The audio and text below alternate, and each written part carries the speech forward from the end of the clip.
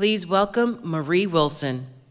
Today is all about embracing ambition, and I thought the best way to do it was to talk to you about the most ambitious thing I have ever done, Take Our Daughters to Work Day. Thank you.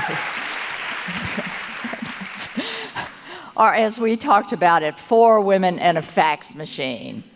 But before our equipment were overwhelmed with interest, it was what was supposed to be a local event. I read a magazine article. It was about Carol Gilligan, feminist and psychologist, that appeared in the New York Times Sunday magazine. Carol discussed how in adolescence, girls' voices that had been feisty and clear suddenly changed. They lost confidence. They stopped trusting themselves. They lost their self-esteem.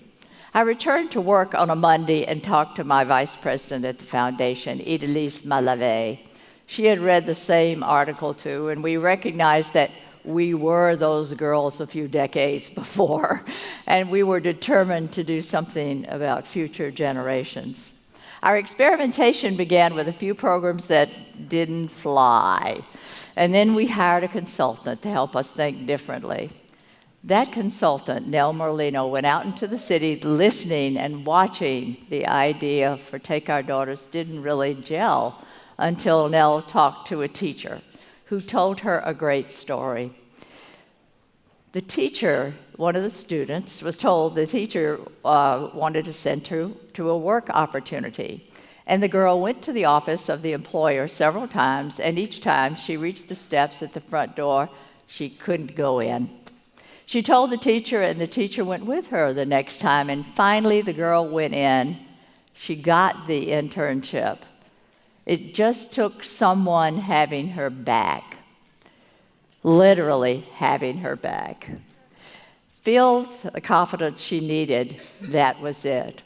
We said to ourselves, what if adults took girls to work and showed them their options for careers? Often girls don't even know what they could be, so why not take them straight to the office? While we were planning how we might accomplish this, Gloria Steinem dropped by the foundation on her way to Parade magazine. She offered to bring the idea to the editors there, and they loved it and promoted it. We didn't realize what we had unleashed. Suddenly the phones were ringing off the hook, and our little New York event ballooned into a national happening. It was a wonderful madness that took over our lives for months.